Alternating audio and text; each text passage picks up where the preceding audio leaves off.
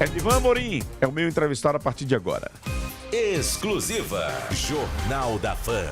Entrevista. Meu caro Edivan Amorim, muito obrigado por ter aceito este nosso eterno convite, porque não é de hoje que a gente tenta essa entrevista. Chegou o dia. Muito bom dia. Bom dia, ouvintes da Fã FM. Você vê que a exclusiva realmente é sua, né?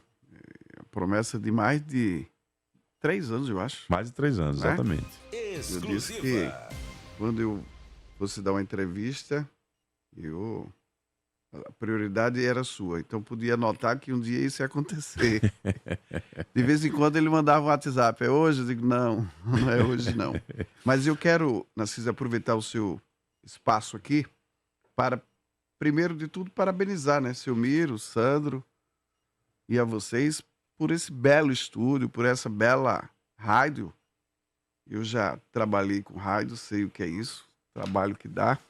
Deixar tudo isso em ordem, no estado aqui que eu cheguei aqui, eu achei muito bacana. Então, parabéns aí para vocês que realmente fizeram isso no capricho.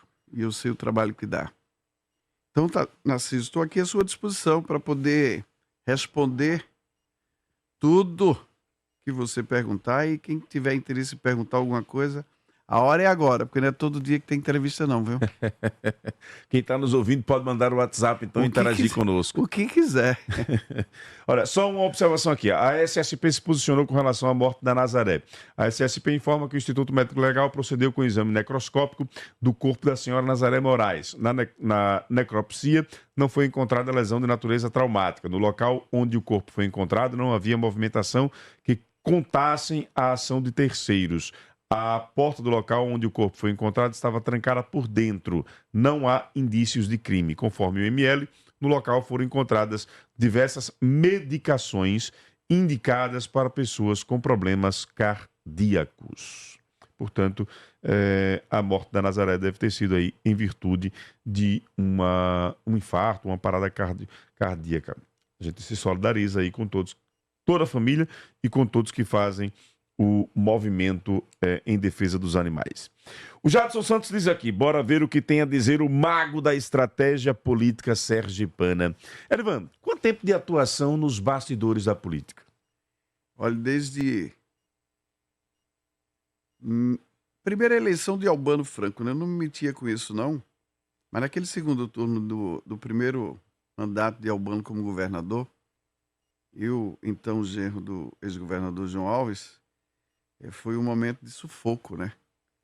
E eu vi como o Dr. João estava ali, então eu era empresário e resolvi dar uma ajuda naquele segundo turno, onde Albano ganhou o primeiro mandato de governador. Então, dali para frente, eu fui requisitado. Não é minha praia, assim, de participação direta nas campanhas, mas naquela eleição de 1998, em que tentaram isolar João Alves, né? Quando foi aquele grande acordão de Albano com Jackson. Então ali foi realmente onde eu entrei muito forte para ajudar e não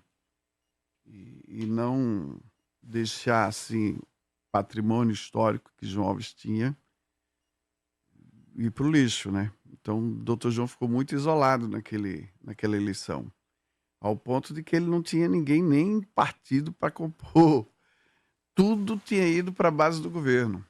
Até a oposição, que se dizia oposição naquela época, que era Jackson, com aquele acordão feito, o acordão da Energip, né? Todo mundo fala que foi a venda da Energip, o choque elétrico, né? Saiu muito isso na imprensa na época, o eletrocheque, né? Ficou assim. Naquela época não tinha Pix, né? Era cheque mesmo, né? Ou então dinheiro. Então, foi naquele período, eu ajudei o Dr. João, a gente saiu, não era minha praia, mas eu tive que ajudar como genro dele e ele sempre com muitas boas intenções, ele foi ali ingênuo, acreditando em muita gente, mas na política, né? E quem acredita muito cai do cavalo. Naquela eleição, ele acabou indo para o segundo turno com Albano Franco, mesmo com essa situação. Exatamente, foi a grande surpresa, né? A grande surpresa foi essa, João Alves foi para o segundo turno e quase que ganha a eleição. Se não fosse a venda da Energipe, João Alves seria o governador de Sergipe. Naquela eleição, Dona Maria ganhou a primeira eleição para o Senado. 4 anos depois, 2002, no retorno de João ao governo, você também participou da campanha? Participei ativamente, nossa. Aquela eleição ela tem uma coisa assim muito peculiar. O doutor João achava que ganhava no primeiro turno. E eu dizia sempre, nada, essa eleição é de 2 turnos. O senhor vai o segundo turno, mas a eleição é de 2 turnos. É tanto que ele ficou surpreendido com o resultado da eleição, onde ela teve exatamente 2 turnos. E naquele momento foi a eleição do presidente Lula para presidente da República, que ganhou no primeiro turno. E o doutor João ficou apavorado, né? Porque ele diz, bom, a máquina toda vai ficar em cima de mim aqui. E nós montamos uma estratégia de campanha, inclusive colocamos a campanha do doutor João na rua antes da campanha do PT, de Zé Eduardo Dutra. Zé Eduardo foi para o segundo turno com o João. Com o João. E teve aquela adesão dos ex-aliados de Albano ao PT também, né? Também. Puxada por Bosco Costa. Na verdade, veja, na verdade, essa questão de poder em Sergipe é interessante, né? A oposição, eles passam, assim, não sei quantos anos sendo oposição, na hora da eleição eles se entregam de um jeito ou de outro. Ou abertamente ou nos bastidores. Então a gente tem isso, em todas as eleições tem essa história de acordo por dentro e acordo por fora. Qual é a eleição em que você decide, ou você e seu irmão decidem, que sairiam dos bastidores e vão colocar a cara no pleito? Foi essa eleição de 2006, mas na verdade não fui eu, foi Eduardo que resolveu ser candidato. Eu não tinha nenhuma pretensão, nunca tive, nem quero ter. Não é na minha praia. Ser candidato a nada. Mas Eduardo me surpreendeu um dia lá no meu escritório dizendo que ia ser candidato a deputado federal. E, na verdade, eu estava preparando para ser deputado federal. Estava até conversando com o André Moura, que era do nosso agrupamento também. Mas Eduardo disse que queria ser candidato a deputado federal e essa decisão foi dele, nunca foi minha. André, naquele pleito, foi a deputado estadual. Exatamente, estadual. É a primeira eleição. Então ele poderia ter sido candidato a federal e não foi por causa da candidatura de Eduardo. Não é por causa. A gente está começando a conversar isso, né? Não sei nem se André toparia ser deputado federal, porque naquele momento ele ainda não era nem estadual. Mas Eduardo chegou e disse que queria ser candidato a deputado federal, então não tive que fazer outra coisa, a não ser ajudar a ganhar. Você não teve nenhum incentivo para a entrada dele na política? Absolutamente nenhum. Tudo iniciativa dele. Mas teve um papel preponderante, porque eu recordo que nos irmão, bastidores da política não, meu irmão, ele decidiu, eu tô com ele, acabou. Não tem essa, não. Lá em casa, lá na nossa família, a gente não divide, a gente soma. Lá naquela época, você levou o Eduardo a ser o mais votado da eleição. Foi. Exatamente. Esse foi o meu trabalho, de arregimentar forças, lideranças, e ele nunca tinha disputado nada, foi o deputado federal mais votado da história de Sergipe. Nós estamos falando aí de 2006. 6, exatamente. Em 10, quem foi que soprou no ouvido dele para ele ser candidato ao Senado?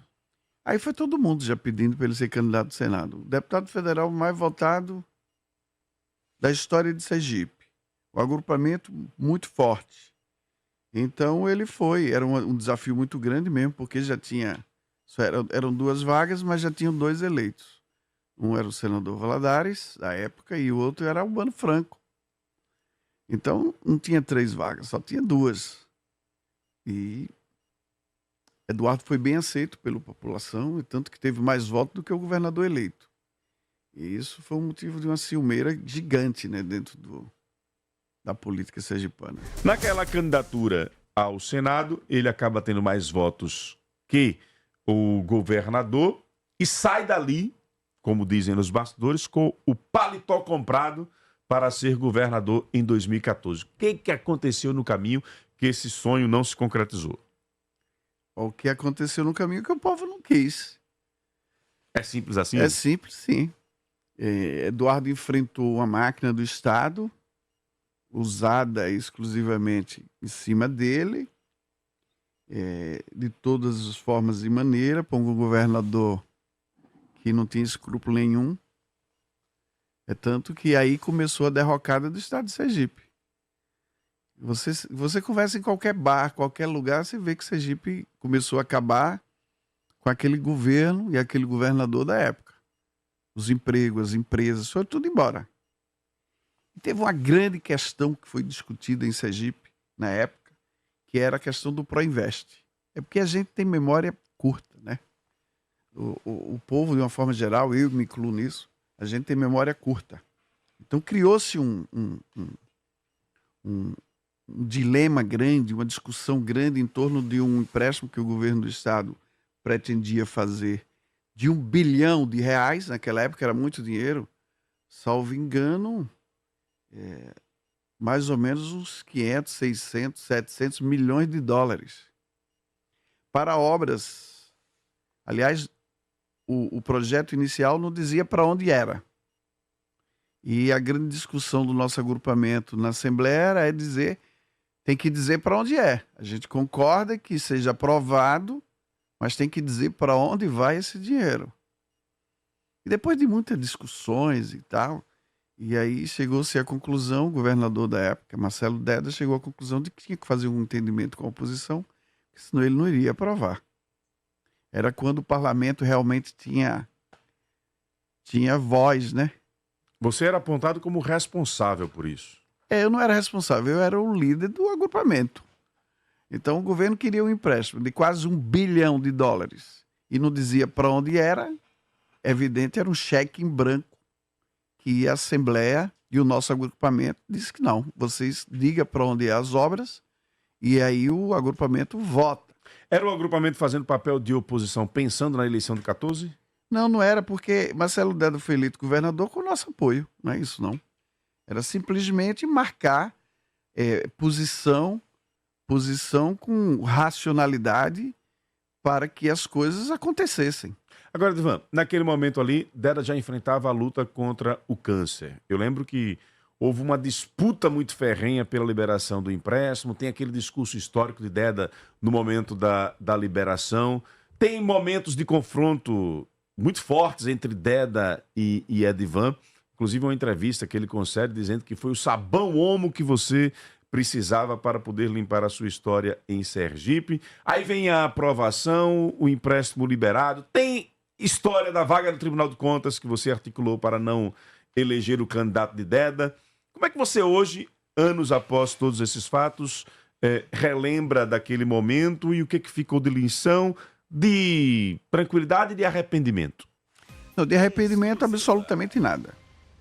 De lição muita coisa, porque Deda, ele era o governador, era amigo do presidente Lula, compadre do presidente Lula. E uma coisa eu posso falar de Deda, que era um homem público probo, preocupado realmente com as coisas públicas, com o erário público. Mas ele tinha... Ninguém é perfeito, eu não sou perfeito, ninguém é perfeito, mas ele tinha uma questão de que ele achava que, por ser governador, ele podia tudo. E, na verdade, ele tinha que conversar, porque ele não tinha maioria no parlamento. Então, ele queria, de certa forma, atropelar. E aí, o nosso agrupamento não permitiu. Mas com muito respeito. Quando Deda chamou o nosso agrupamento para conversar, inclusive ele no discurso de formatura do Instituto Luciano Barreto Júnior, ele lá do púlpito, depois de discursar, eu estava na fileira da frente, ele de lá se dirigiu a palavra para mim dizendo que eu concedesse uma audiência a ele. Eu disse: governador, a mim você não tem que pedir audiência nenhuma. Você tem que se entender com a presidente da Assembleia que está ali em cima, e aí o senhor procura ela e faz o entendimento. Ele assim fez. Daquelas discussões todas, que não chegou a nada, quando ele resolveu dialogar com a deputada Angélica, presidente da Assembleia, o projeto foi aprovado. Mas há uma grande discussão que todo mundo esqueceu. E aí quem faz política, eu falo de vez em quando e tal, cadê as obras do Proinvest? Alguém conhece uma aí? Exclusiva. De cabeça, assim, eu confesso que não lembro mesmo, não. Pois é. Aquelas obras do Proinvest, aquele dinheiro que foi tomado emprestado... Itabaiana, Itapuranga, acho que é uma rodovia. Ah, é aquela que está lá ainda. Quantos anos tem isso mesmo? Quantos anos um tem? embargo do IFAM, né? Tem o embargo do IFAM e não conseguiu resolver. Isso. Quantos anos tem? Nós estamos falando para o Invest aí de que ano? 2016? Não. Não, antes. Não, antes. Antes de 12, Entre eu acho. 12 e 14. 12, eu acho. 12. 12 anos tem uma estrada ali que anunciaram. Olha, é uma estrada de 30 quilômetros, eu acho, não chega nem isso. Que tem 12 anos fazendo. As obras de Sergipe é assim. Pirambu-Pacatuba. SS100, né? Ela existe, não? Acho que não, né? Está concluindo. Está concluindo Tá depois de concluindo 12 anos. Então, as coisas é assim, a obra realmente fica pronta, mas aí é 12 anos para frente. Então, esse é nós ficamos com aquele centro de convenções ali, uns 10 anos, né, para fazer. Essa coisa pública, essa morosidade pública dos administradores públicos é que é incompreensível para quem está na iniciativa privada. Não dá para... Então a gente faz um levantamento assim, bem por cima, eu não pesquisei isso. Eu sei que o dinheiro do Proinvest, o empréstimo foi feito, mas as obras não foram concluídas. E algumas sequer começaram. Eduardo, você sempre foi, nas eleições, utilizado para críticas aos seus aliados. E há, na história, processos pelos quais você passou. Queria falar... Meu caro Edivan Amorim, todo pleito eleitoral você é citado e apontado como uma má companhia para aqueles a quem você adere. Como é que você tem convivido com isso ao longo dos últimos pleitos? Veja que coisa interessante, né? É aquela história, você pede a moça em namoro, ela não aceita, você começa a falar mal dela. É simples. É simples. É assim que acontece? É assim que acontece, não é diferente, Todo pleito, todos os lados procurando vão? Todos. Todos. Sem exceção. Quando não é o titular, é os adjuntos. Sem exceção. Esse pleito que vai acontecer não é exceção. O pleito que aconteceu em 2022 também não foi exceção. Mas de uma coisa, a gente tem plena convicção de que a gente não engana ninguém. No pleito passado, nós fomos abordados várias vezes para apoiar uma certa candidatura e a gente disse claramente que não haveria essa possibilidade. Pronto, acabou, fim. Seguramente, se a gente tivesse aderido a essa ou outras eleições, a gente era o santo, né? De 2014 para cá, seu agrupamento ou as opções que você tomou teve derrotas no pleito do Estado. Como é que você avalia? Eu avalio isso exclusivamente. Sergipe é um estado que depende exclusivamente do poder público, né? A iniciativa privada em Sergipe e a certa independência do cidadão é muito relativa. Então, tem pleito que usou a polícia, tem pleito que usou dinheiro, tem pleito que usou obra, tem pleito que usou cargos. Então, a gente não tem nada disso para oferecer. Mas a gente ofereceu para o povo uma oportunidade de mudar isso tudo. O povo preferiu ficar como estava. Respeitamos. Eleição é isso, ganha, perde. Mas as regras e o uso dessa máquina é escancaradamente. Isso aí foi nas outras e continuará sendo nas futuras. Nada muda. Nada, absolutamente nada muda. E essa questão de que eu sou o alvo e tal, veja, eu não sou o candidato, mas sou o alvo. É porque eu devo incomodar bastante, né? Então, a exemplo de 2022. 2022 nós tivemos uma eleição para a história de Sergipe, né? Isso não vai acontecer tão cedo. Surgiu um candidato nosso, do nosso agrupamento, ao governo do Estado. Aí não teve máquina pública, não teve marqueteiro, não teve cargo de comissão, não teve obra, não teve nada que parasse o cara. Nada, absolutamente nada. Tinha um processo na justiça e ele inocentemente anunciou que tinha esse processo aqui na rádio, parece que foi nessa rádio aqui. Ele anunciou que tinha e aí, evidentemente... Foi aqui mesmo. Foi aqui, né? Então, e aí, daqui para frente, a turma começou a fiscalizar esse processo. Eu, seguramente, eu não sabia que tinha esse processo. Eu sabia que tinha um outro processo, muito mais complicado, no TSE. Inclusive, em Brasília, ajudei a trabalhar, coloquei advogado à disposição e ganhamos esse processo, que era um processo mais complicado. Qual era esse outro? Era um processo que eu acho que era uma AIGE aí, com o resultado da eleição de Itabaiana, e que falava em muitos tipos de ações, né? Era um conjunto de denúncias e tal, e esse processo foi ganho no TSE. Esse processo específico eu estava acompanhando. Esse outro processo que pintou as escolas, os bancos da praça de azul e tal, eu não sabia. Mas nos bastidores dizem que você era quem prometia para ele que ele ia conseguir se liberar. Seja candidato. Seja candidato que nós vamos colocar advogado lá à sua disposição. Colocamos todos os advogados possíveis e ganhamos a ação, né? Nessa outra você não teve nada a ver?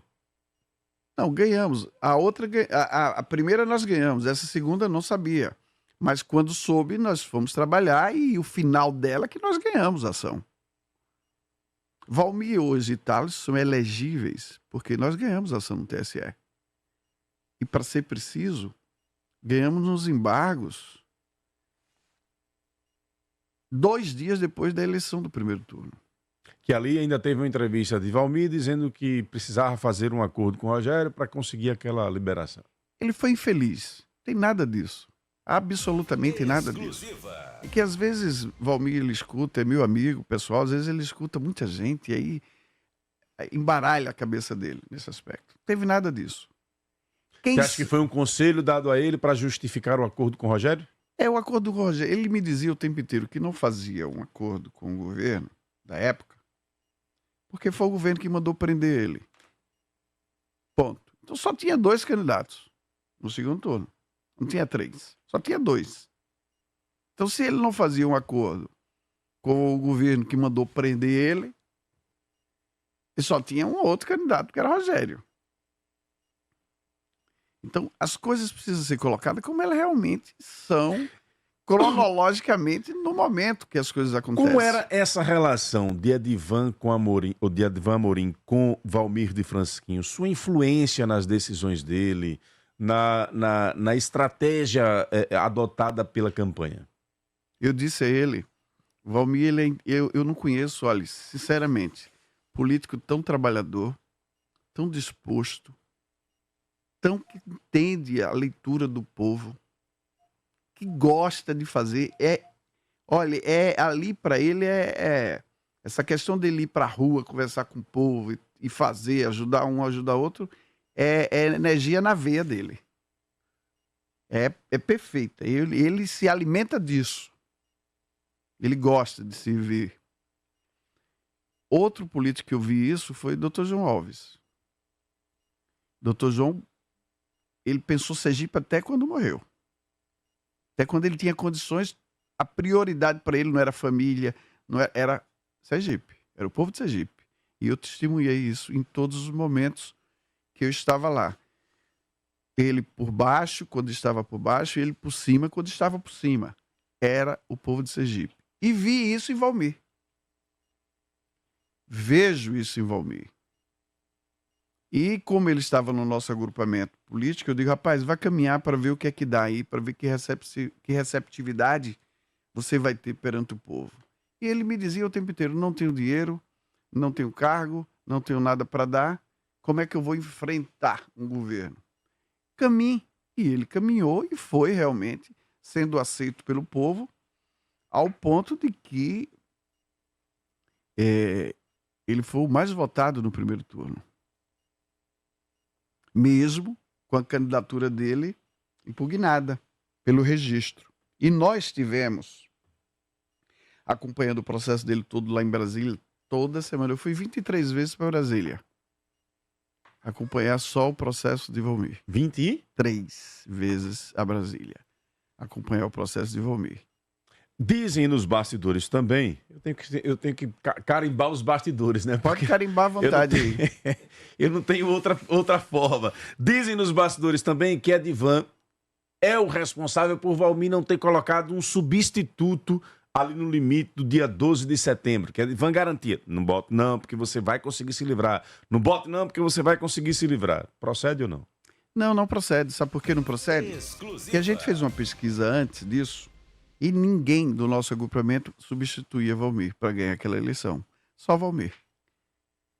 Então, ninguém substituía? Ninguém. A leitura que todos nós fazíamos é que ele poderia colocar um poste lá que ganhava a eleição. Não era verdade. Não era verdade. Nós fizemos uma pesquisa clara sobre isso, com a possibilidade de fazer substituição. Nenhum nome naquele momento, o raio-x feito naquele momento, só Valmir. E como a gente entendia... E o que era que aconteceria com a eleição se ele fizesse isso? E como a gente entendia, veja, como a gente entendia que o processo de Valmir era simplesmente a questão da utilização de uma cor azul, que já vinha de outra gestão, não foi nem da gestão dele, já vinha de outra gestão, porque o antecessor dele usava a cor laranja nos bens públicos.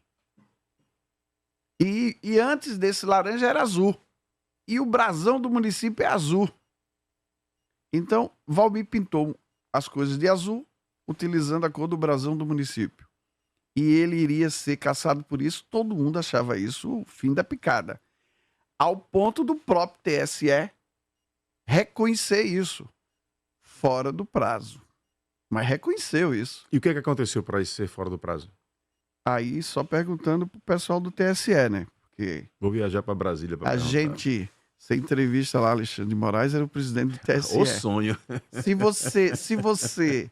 você colocar uma retrospectiva do dia do julgamento do registro de Valmir, o relator, o ministro Raul, disse lá no pleno do TSE que ele não tinha condições de votar aquele registro em função de que tinha ainda uns embargos pendentes de julgamento noutra ação. E que ele estava sem segurança para julgar e aguardava, primeiro, que se julgasse aqueles embargos, porque o julgamento daqueles embargos iria influenciar na decisão do registro. O ministro Alexandre não aceitou e pautou mesmo assim a votação do registro, onde Valmir foi indeferido. Posteriormente, passado o pleito do domingo, na terça-feira seguinte, o TSE vem e disse, bom, os embargos de Valmir são aceitos, e Valmir ganhou por 6-1. O danado dos bastidores diz também, olha, a equipe de Rogério, assessores de Rogério, estiveram na casa de Valmir, fizeram um acordo com ele, tá tudo fechado, tudo organizado, anúncio pronto para ser feito. Valmir levanta, faz uma ligação para Edivan e desiste. Existiu ou não esse fato? Os bastidores, ele é aquela história, você já vê o galo cantar, mas não sabe onde, né? Então não foi bem assim. Eu estava na praia, um dia de sábado, véspera de eleição, e alguém me liga e diz, olha, Valmir está recebendo delegado Alessandro, passou lá. Isso, perfeito. Passou lá Rogério, passou lá outras pessoas da outra coligação, todo mundo querendo que Valmir desistisse para receber o apoio. Aí eu soube disso e já estava voltando da praia para casa. Quando chego em casa, aí eu fui aconselhado a dizer, rapaz, Valmir está com a cabeça muito complicada. E devia estar mesmo. Vá lá ajudar ele. Vá lá conversar com ele. Eu digo, vá não. Ele é adulto maior, ele que resolva. Aí a pessoa me convenceu, vá lá, ele está precisando de você. Eu fui lá. Emília foi, Eduardo foi, outras pessoas foram, e fui lá na casa dele. Não, aliás, eu não tinha nunca ido na casa de Valmir. Ó, pra você ter coisa interessante, eu não tinha ido. Fui lá a primeira vez. Sabia nem onde era. Aí fui. Quando eu chego lá, era mais ou menos umas 4 horas da tarde. E todo mundo em polvorosa e tal. Não sei o quê. Uns dizendo, não, ele tem que anunciar o apoio a A, B, não sei o quê, não sei o quê, não sei o quê. E eu só ouvi. Seria Rogério naquele caso, antes do primeiro turno já. Eu nunca ouvi isso de Valmir, mas as pessoas falavam isso lá na hora. Eu cheguei e digo, veja, a eleição de Eduardo do Senado, ela estava literalmente atrelada à eleição de Valmir. A chapa majoritária era essa. Valmir, Emília e Eduardo. Na hora que Valmir desiste, antes de ir para a urna, anuncia que vai apoiar outro candidato antes de acontecer o primeiro turno, o que é que acontece? Ele não marcou como liderança, ele não marcaria como liderança, porque a gente não ia saber exatamente qual era o potencial dele, o tamanho dele. Além de que ele não elegeria o filho deputado federal. Você acha que naufragaria tudo? Naufragaria tudo, eu não tenho a menor dúvida. Várias pessoas me ligavam e diziam, com esse indeferimento de Valmir, como eu posso ajudar Valmir? E eu dizia, ó, quer ajudar Valmir?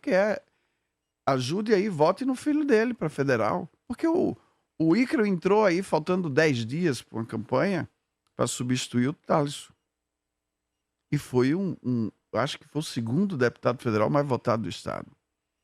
Ele seguramente não teria, porque Valmir, na hora que ele fizesse adesão a qualquer outra candidatura no primeiro turno, ele iria trair todos aqueles eleitores que queriam ele governador.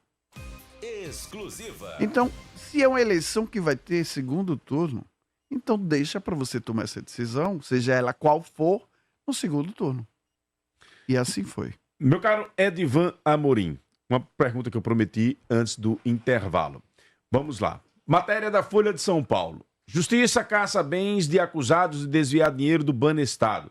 A Justiça decretou ontem em Curitiba o sequestro e indisponibilidade de bens de pessoas acusadas de praticar o desvio de 226 milhões da conta do Banestado Leasing, a empresa conglomerada do Banestado. Entre os envolvidos, o ex-governador de Sergipe e ex-ministro do Interior, João Alves, e do empresário José Edivan Amorim. Queria saber em que pé está essa situação. E uma outra matéria do Estadão, a época em que Bolsonaro se filiou ao PL. Dava conta dos presidentes estaduais do PL que teriam problemas com a justiça.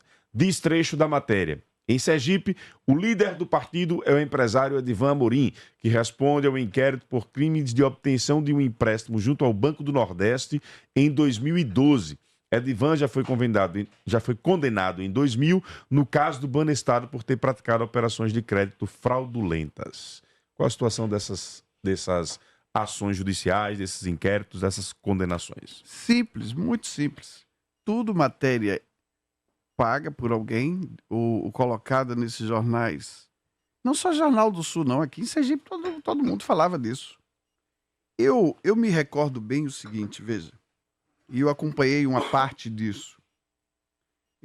Quem não lembra, os mais antigos vão lembrar de que tinha a história de João do Trigo. Era uma operação que João Alves ganhou, não sei quantas, um navio de farinha de trigo da FAO, daqueles órgãos internacionais que mandava para o Nordeste, naquelas campanhas de Nordeste com fome, seca, não sei o que e tal. E disse que João Alves desviou o navio de trigo. Na verdade, João Alves não desviou nem 1 quilo de trigo. João Alves trocou com o grupo Paz Mendonça na época o trigo, que como era que você ia dar um navio de trigo para o povo de Sergipe se ele precisava de arroz, de farinha, de feijão, de óleo de soja, dessas coisas. Então trocou por cestas básicas. Ponto. Mas a imprensa da época falou isso. Outra, João do Ouro, João da Serra Pelada. Ninguém lembra da Serra Pelada? Eu fui genro de João Alves e tenho ligação com a família dele até hoje e nunca vi esse ouro de Serra Pelada até agora. Muito pelo contrário. Banestado, você falou uma coisa muito, muito interessante. Você sabe o final da história do Banestado? Houve uma ação contra o Banestado que talvez tenha sido o maior patrimônio financeiro que João Alves deixou para a família. Então, a justiça julgou aí em várias instâncias uma indenização por danos materiais para as empresas de João Alves de mais de 300 milhões Ele de ganhou reais. essa ação? Ganhou. Está nos finalmente só para concluir essa execução. Ninguém sabe. 300, uma fortuna, né? Exclusiva. Aquela denúncia do Banestado que me envolvia, que envolvia João Alves, resultou Em uma indenização. ao final, ele ganhou. Você tem parte nesse valor também? Não, eu não entrei com essa. Na época eu vacilei, eu devia ter entrado, porque eu iria ter parte. Mas ele recebeu lá atrás 3 milhões de reais, equivalente a quase $1 milhão, de indenização por danos morais. Isso ele recebeu do Banestado. E está nos finalmente para receber mais de 300 milhões de É uma reais. ação coletiva ou só dele aí? É uma ação da empresa dele. Da empresa dele. Do patrimônio dele. Então, o Banestado resumiu nisso. Mas eu vou falar de outro assunto que você não falou. Banco do Brasil. Tem um do Banco do Brasil também? Saiu antes dessa do Banestado, uma do Banco do Tem Brasil. do Banco do Nordeste aqui também na Também matéria. vou falar. É do Banco do Brasil falando que eu tinha feito um desfalque no Banco do Brasil. Salvo engano, foi na campanha de Maria do Carmo, a prefeita de Aracaju. 96. 96. Memória boa sua, hein? 96. Você sabe o final dessa ação do Banco do Brasil? Eu recebi uma indenização de quase $3 milhões. Já gastei, entrou? já gastei, já distribuí, já gastei, já. Já gastei, já. Notícia triste É. essa. Gastou Na nas época, campanhas? recebi. Ei, gastou nas campanhas, sim? Hein? Gastou nas campanhas. Não, nas campanhas nada. Campanha não gasta dinheiro, não, muito. Não, gasta pouco. Bem pouquinho.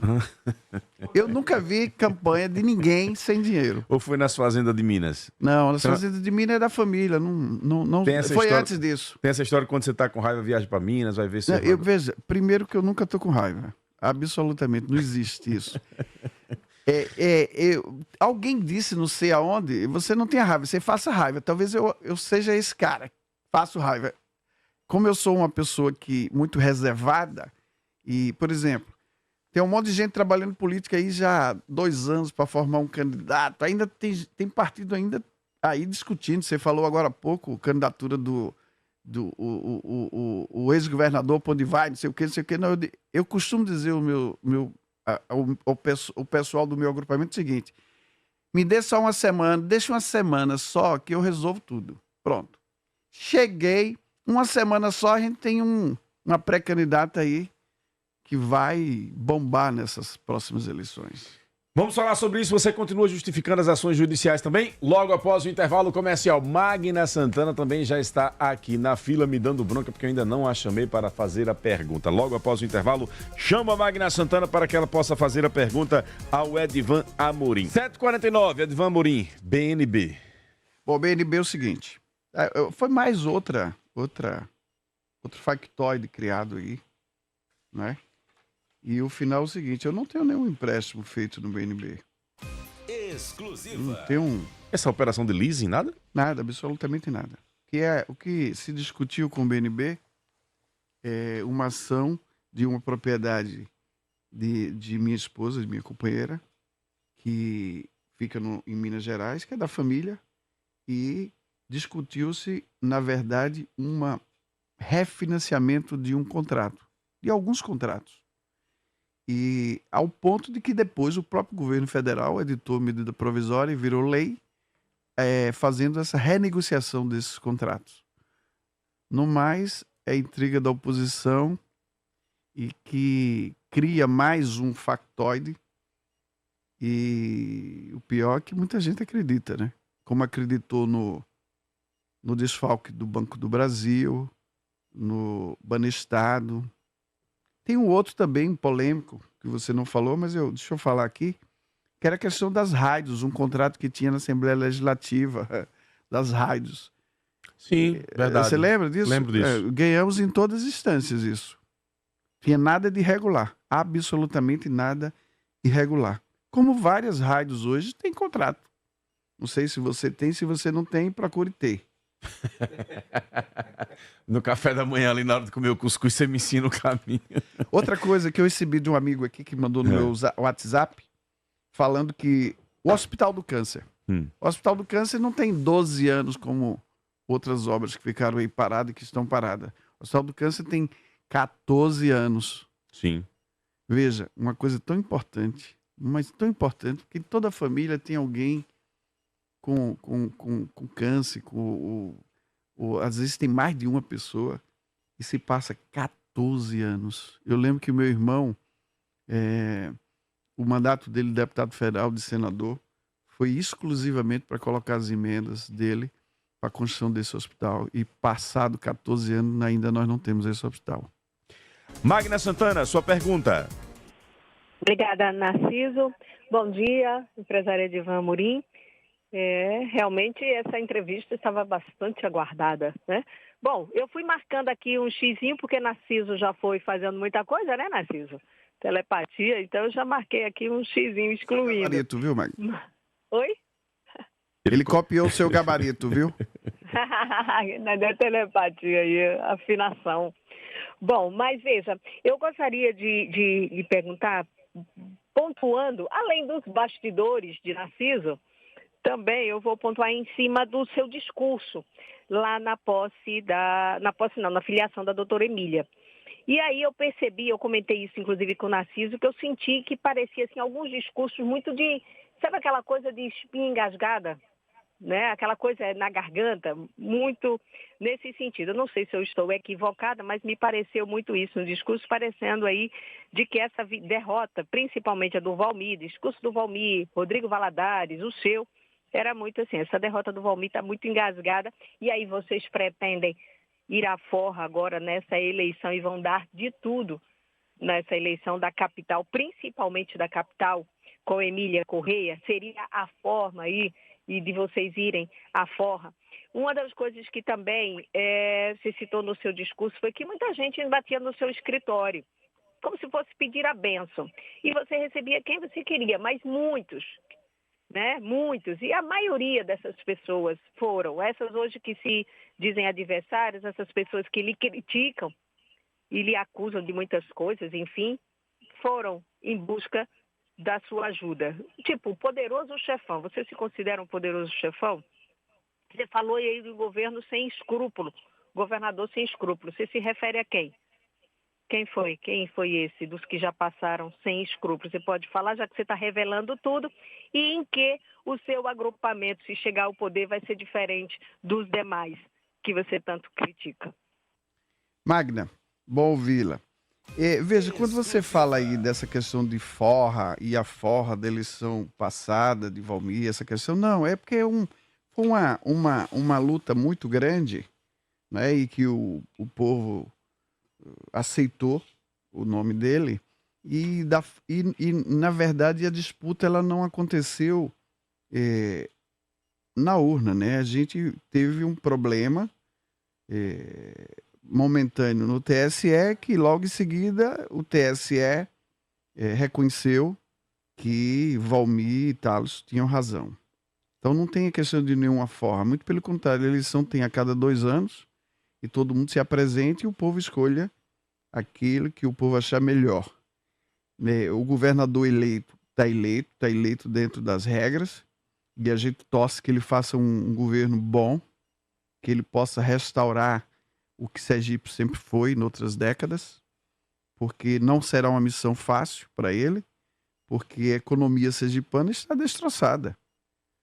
A gente vê os outros estados. O Brasil está atravessando uma crise muito grande, aliás, o mundo está atravessando uma crise muito grande, o Brasil também, e Sergipe mais ainda. Mas Sergipe mais ainda em função dos governos anteriores. Você não elege um governador para cuidar de pagamento de folha de salário. Você elege um governador para buscar investimentos, para buscar progresso, empregos privados e não empregos públicos. Empregos públicos vai custar o erário. O empresário vai ter que pagar mais imposto, e o que a gente vê muito é que quando o caixa do governo aperta, ele aumenta imposto. E quem é empresário vai ter que pagar o imposto. Muitos não aguentam, o comércio não dá para pagar esses impostos todos e acaba fechando e desempregando. Então, a missão do governador atual é muito grande, de restaurar esses anos perdidos para gerar emprego e renda para o povo de Sergipe.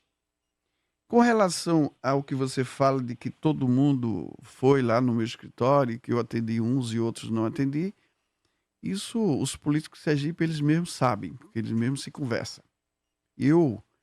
Magno, eu tenho um defeito de quem é meu amigo, eu sou amigo até o final. Vários políticos aqui do estado que estavam em fase terminal, eu fiquei junto o tempo inteiro. Para mim, eu sou amigo, é como diz a história, eu sou amigo cachorro, não sou amigo gato, que há uma diferença de amigo gato e amigo cachorro. O cachorro, você tem um cachorro, você vai mudar de casa, o cachorro vai junto com você. O gato só vai até a porta e deixa você ir embora, mas ele fica. Então, eu fico com meus amigos até o final. Não tenho interesse em nenhum cargo público, não tenho interesse em nenhum contrato público. A coisa pública, para mim, não existe. Eu não tenho nada disso, não tenho interesse disso. Por que as pessoas iam lá? É porque achava que eu podia ser útil em alguma coisa. Ninguém vai em algum lugar sem primeiro ter vontade de ir. E segundo, se é político, vai querer algum apoiamento político, alguma conversa política. Alguns políticos eu não aceitei conversar. E é um direito meu não querer conversar. Mas, veja, eu não fui aqui, no meu discurso, dizer que A ou B está certo ou A ou B está errado. Eu quis dizer que todos me procuram. E aqueles que eu dou o meu apoio, bate palmas. E aquele que eu não dou, inventa histórias absurdas como essas aí, de Banestado, de Banco do Brasil e etc. Então, ninguém atira pedra. Isso é uma coisa que todo mundo sabe o que é isso. Ninguém atira pedra numa árvore que ela não tem um fruto lá. Então, eu acho que eu sou essa fruteira aí que produz muitos frutos. Então, muita gente quer jogar pedra. Mas eu já estou, como dizia o ex-governador João Alves, eu já estou de couro grosso para isso. E outra coisa, Magno, conheço todo mundo. Todo mundo com discursinho bonitinho, disso, mas as minhas galinhas é que estão sumindo, viu? Outra coisa. A questão do governo sem escrúpulo, eu não vou citar o nome de ninguém para não gerar polêmica de nada. O povo que faça o julgamento. Quem tinha emprego hoje não tem. Eu costumo dizer para os meus amigos o seguinte: se você tem um filho que se forma, é um dos melhores alunos da turma, aonde em que lugar que ele entrega um currículo para ser examinado, não é um emprego não, um currículo para que seja examinado o currículo dele aqui em Sergipe. Aquela eleição de 2014 ficou engasgada? Não ficou nada fica engasgado. Eu não tenho esse negócio de engasgado. O que é bom eu cultivo, o que é ruim eu descarto. Isso para mim, eu sou muito pragmático nisso. Muito resolvido as coisas na minha vida nesse sentido. Tenho ódio, palavra ódio, raiva, isso não existe para mim. Eu sou um homem feliz, Deus é muito bom comigo, muito, mas muito bom comigo. Olha, tudo que você imaginar que eu queira ter, sonhava em ter na vida, graças a Deus eu tenho. Você disse que não quer nada com a coisa pública, mas por várias vezes já articulou, já atuou e já trabalhou para eleger candidatos a governador. Por quê? Você sabe que todo mundo tem uma cachaça, né? Um gosta de música, de violão, outro gosta de piano, outro gosta de jogar dominó, outro joga de jogar futebol, outro joga de outras coisas, de karatê. Eu gosto de política. Eu gosto de fazer esse jogo de xadrez. Veja, a política de Aracaju estava tão mornazinha, né? Tão insossa, né? 5 candidatos, mas todos os 5 do governo, sei lá. Tá um imbróglio danado aí pro governador resolver. E eu gosto de dar minha pitadazinha, assim, normalmente muito irreverente, né? Então vamos azeitar isso. Política é isso, você tem que azeitar mesmo, alfinetar, ir lá, papocar aquela bola que tá ali. E esse é o meu papel, eu adoro isso. Então, quando eu entro na política é para fazer isso. Não tenho nenhum interesse, fulano, você vai tomar conta. Não existe. Com a Emília, por exemplo, você não fez acordo nenhum para a ocupação do espaço? Muito pelo contrário, vou lhe dizer, quem conduziu todo esse processo de Emília foi Eduardo, meu irmão. Não fui eu. Eu só cheguei no finalmente. O que é que chegou no finalmente? Eduardo conduziu todas as conversas com Emília. Diariamente ele conversa com ela. Já há anos isso, não é agora. Eu nunca conversei com Emília sobre isso. O que chegou na minha mesa foi o seguinte. Ela não tem grupo, ela não tem partido, então como é que ela vai disputar uma eleição? Aqueles partidos pequenos que estavam tentando levar ela para filiar, ela não sentia segurança para isso, porque são partidos, tem partidos aí de tudo que é jeito. O cara vem, lhe oferece, depois vende você já dentro do partido e tal, e se a gente conhece isso, eu já vi esse filme N vezes, não quero citar qual partido, DDA, DDB, para não ter que estar gerando essa polêmica que não me interessa. O que interessa é o seguinte, ela não tinha agrupamento e não tinha partido. E isso chegou na minha mesa. E eu disse para ela, ó, falta isso, então aqui você vai ter partido e agrupamento e você vai fazer a campanha sua, do jeito que você quiser. O meu papel é o papel institucional. Está aqui o partido, levei ela para Brasília, para a direção nacional do partido, para garantir a ela, primeiro, a segurança do partido e as condições do partido para a eleição seguinte, para a eleição desse ano, tudo dentro da lei, como Quando manda você fala o em figurino. condições, são os recursos que virão. Sim, os recursos. No final das contas, ela acabou se filiando ao maior partido do Brasil. Então, Emília hoje tem grupo e tem partido. E o partido segurou para ela todas as condições para ela disputar a eleição. Edvan, vou lhe fazer a última pergunta antes de colocar os ouvintes. Nós conseguimos uns minutinhos a mais nessa nossa entrevista. Vamos ultrapassar das 8 horas. Agradecendo aqui ao Igor Kleiber pela compreensão. Minha última pergunta é, se você conseguiu a inocência em todos esses processos dos quais foi acusado de desvio, de corrupção, enfim, falando no popular de falcatruas, por que você silenciou durante tanto tempo? Veja, é simples. Primeiro, minha vida, eu não gosto de expor minha vida privada. É o seguinte, eu tenho para mim, assim, eu vejo os exemplos de homens públicos que acabaram perdendo a vida familiar. Vários homens públicos do estado de Sergipe acabou a vida familiar, não tem vida familiar. Não sei quem morre, aí depois os filhos estão tudo brigando, não sei quem ainda está vivo, mas os filhos já estão tudo se acabando, brigando. Eu não. A minha casa, a minha família é a prioridade. É o meu esteio, é a minha raiz, é isso. Então eu não deixo que a política invada a minha casa para isso. No dia que eu deixar isso, vai acontecer igual aos outros. Isso eu não quero. Eu já vi esse filme e não quero assistir esse filme na minha casa. Então esse é um ponto muito forte. Então, outra coisa, o político da família, que tem mandato, que tem cargo, é Eduardo, não era eu. Eduardo tem um estilo dele próprio de fazer política do jeito dele, na hora dele, tudo no tempo dele. Ninguém manda em Eduardo. As pessoas que conhecem hoje a minha relação com o Eduardo sabem que eu nunca mandei Eduardo, porque ninguém manda nele, ele só faz o que quer, na hora que quer. Você não acha que demorou muito a responder? Porque você ganhou um carimbo de corrupto em Sergipe. Mas veja, eu tenho que dar satisfação para os meus filhos, para minha família. Você, aqui em Sergipe... Eu lembro que você, inclusive, disputou a eleição do estadual para ter tempo... Eu só registrei o nome. Não era ter tempo de TV para poder... Não, nada. Ali era só para esculhambar com o governador atual da época, que era o malandro, e Sergipe viu que é o malandro. Então, o meu papel é só voltar. Eu não quero citar o nome de ninguém, porque senão vai se sentir de vítima. Mas o governo, um dos governos mais corruptos que a história de Sergipe já teve. Quem era esse governador? Pesquise você. Agora, outra coisa. Essa questão de você demorou a aparecer, eu comandei a maior rede de rádio do estado de Sergipe. E não me sentia nessa obrigação, porque eu não era administrador público, não tinha contrato público, não tinha cargo público, e não deixei ninguém invadir a minha vida privada, até hoje. Como não tem muito o que falar, então cria, porque horas você é um homem empresário bem-sucedido, ora você é um empresário mal sucedido. Mas não lhe incomodava nem um pouco assim, de atiçava de falar, quando você via aquelas figurinhas, você com aquela imagem preta, sempre aqueles cards pretos, ou aquela propaganda na TV, você aparecendo em preto e branco? Absolutamente, sabe por quê? Porque é aquilo que eu disse para Magna. As pessoas falavam em moralidade, em zelo pela coisa pública, mas as galinhas que sumiam eram minhas. Eram as minhas galinhas que eram roubadas. Engraçado isso. E aí a história está confirmando. A história está confirmando. Eu não tenho cargo público, não tenho contrato público, não tenho nada, eu sou um feliz realizado, tenho tudo que gostaria de ter.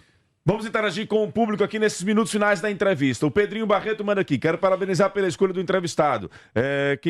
O conheço há décadas. Trata-se de uma pessoa capaz, amigo dos amigos e que sempre teve uma relação amistosa com todos. Edvan colocou muito bem quando disse que o Estado, de tempos para cá, definhou. Pois até na época de João Alves, o Estado fazia obras, reajustava salários de servidores, pagava fornecedores e o centro comercial era povoado. Tudo com recursos próprios. De lá para cá, transformaram o Estado em pagador de folha de serviços. No YouTube, o pessoal que está aqui nos assistindo, tem um ouvinte que diz aqui...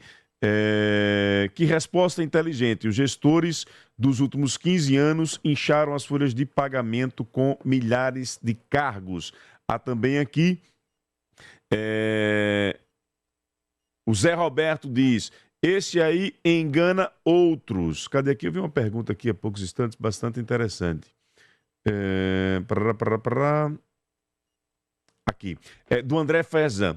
É sério? Ele chamou Marcelo Deda de inescrupuloso? Chamou de inescrupuloso? Vocês são testemunhas, muito pelo contrário. Eu jamais falaria isso, mesmo porque Marcelo Deda tem uma história, e eu disse aqui, pode falar de Deda o que for, mas ele era um cara firme com o erário público, com a coisa pública. Muito pelo contrário. Todas as vezes que Marcelo Deda me chamou para conversar, e a iniciativa sempre foi dele, eu fui conversar e com respeito, ele com respeito a mim e eu com respeito a ele. Muito pelo contrário. Um homem público como pouco Sergipe teve. Disse aqui, todo mundo tem defeito. Eu tenho, ele tinha, mas a coisa pública com ele era tratado de outra maneira, era tratado com zelo. José Hilton Nery diz aqui: senhor Edvan, por que vocês deixaram João Alves no comando da PMA em precário estado de saúde? Vocês não confiavam em Machado? Era melhor deixar a Batalha e a irmã de João mandarem? Qual a sua participação na trágica gestão de João Alves? Nessa questão de João Alves, muito pelo contrário, eu fui contra. Quando eu fui ouvido, eu não participei da gestão de João Alves no município. Essa questão de João Alves, foi uma decisão dele. Ele, última hora, disse que não ia mais para a reeleição. E aí, aquela turma que fica ali do lado dele, e do lado de todos os governantes, não tem... todos são assim, que fica ali do lado dele para manter a boquinha, né? Então aí fica ali o tempo inteiro comendo o juízo do cara. João Alves disse a mim que não ia para a reeleição. E aí, a turma que estava no entorno dele convenceu de que ele fosse. O momento na vida de cada um, tem que saber o momento de se retirar.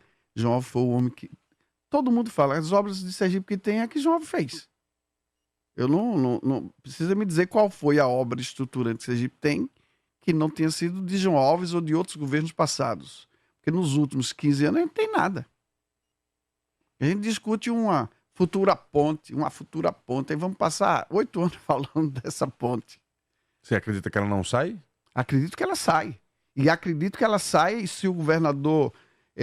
deve ficar muito atento que saia e que saia rápido. Não seja uma obra que fique 12 anos para ser concluída, 14 como o Hospital do Câncer. Põe o povo no ar, Wendel Lessa.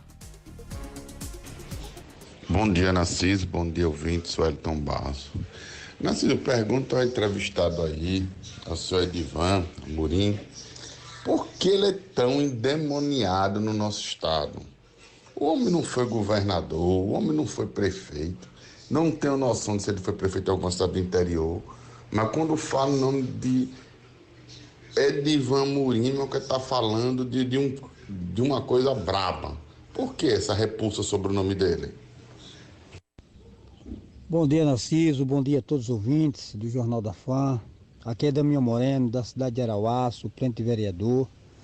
Eu quero parabenizar, Narciso, esse jovem, esse amigo, esse marqueteiro político, né, do estado de Sergipe, Edivan Amorim. E perguntar a Edivan, né, qual a situação dos amorins aqui na cidade de Arauá. Oposição, situação, vai ter um candidato, né, um pré-candidato a prefeito aqui na cidade de Arauá. Qual a posição dos amorins aqui na cidade de Arauá na eleição municipal para prefeito? Bom dia, Narciso. Bom dia aos ouvintes da FAM. Ô, Narciso, pergunta ao Edivan se o Edivaldo Nogueira, o Fábio Mitidieri, o André Moura, os Andrades, os bispos, se já tiveram com o agrupamento de Edivan ou se é só falácia. Porque as pessoas dizem que Edivan, que nunca teve com Edivan. Isso é verdade, é mentira? Esclareça isso aí pro povo de Sergipe ouvir, por favor. Esse último não se identificou, né? Mas vamos lá. O Ayrton Barros, Damião Moreno e esse último que não deixou o nome.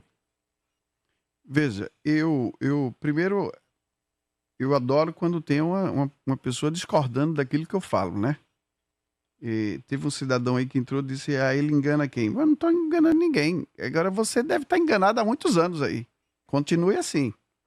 Com relação a Arauá, nós criamos lá no partido o seguinte, quem está cuidando do interior, das filiações do interior, Valmir, o deputado Zezinho Guimarães e Eduardo. É quem estão cuidando dessas filiações para isso. Eu não tenho tempo para isso, eles que estão cuidando dessas questões aí dos municípios.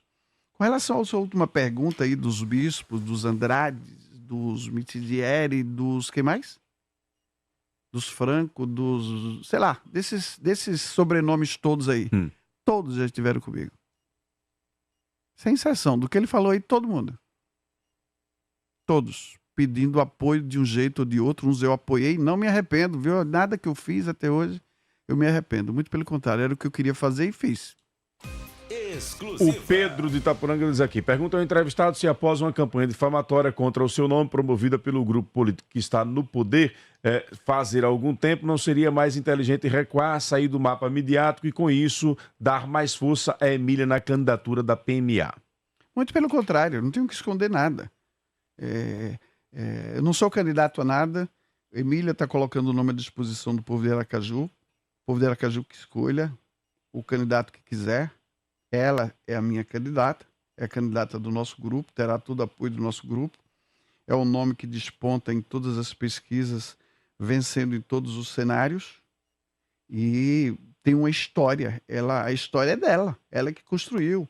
A campanha é dela, ela que vai construir. Essa caminhada é toda dela, ela que vai construir do jeito que ela quiser, junto com os aliados que ela escolher. Mas uma coisa a gente tem que deixar assim muito claro. O ouvinte passado falou aí, o último disse essa questão dos bispos, dos amorins, não sei o quê. Eles rotulam isso para denigrir. Você não serve, você descarta. Você não ficou comigo, então vamos falar mal de você. Isso é uma política tão antiga e ainda muita gente acredita nisso. Eu não vim a público antes falar, porque eu não quis. Eu estava muito bem do jeito que eu estou, cuidei das minhas coisas, das coisas da minha família, e para mim é o que importa. Eu não faço política, eu não sou político profissional. Como muita gente é político profissional, não sabe fazer nada, se um dia deixar a política não tem pra onde ir. O meu é o contrário. Política, para mim, não toma mais do que 1% do meu tempo. Então, para mim, fazer política é porque eu gosto. É um hobby meu. Sua avaliação do governo Lula e governo Fábio? O governo Lula tem muito ainda para mostrar o que veio fazer. Até agora eu não vejo nada. Fábio é um governador que eu vejo, encontro ele o tempo inteiro se deslocando, buscando recursos fora. Ele tem intenção boa de fazer um grande governo. E como eu disse anteriormente, Sergipe está liquidado, a economia sergipana está no chão. Ele vai ter um esforço muito grande, mas eu sei que ele tem bons propósitos para isso. Torço que dê certo o governo dele, que é bom para todo mundo, é bom para os sergipanos.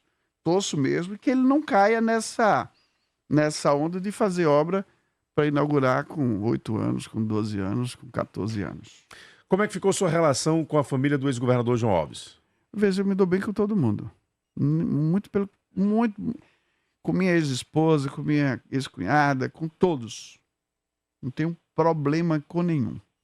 Tenho 3 filhos do meu primeiro casamento, são os 3 netos do ex-governador e da senadora Maria do Carmo, que amo os 3, convive comigo dioturnamente os 3.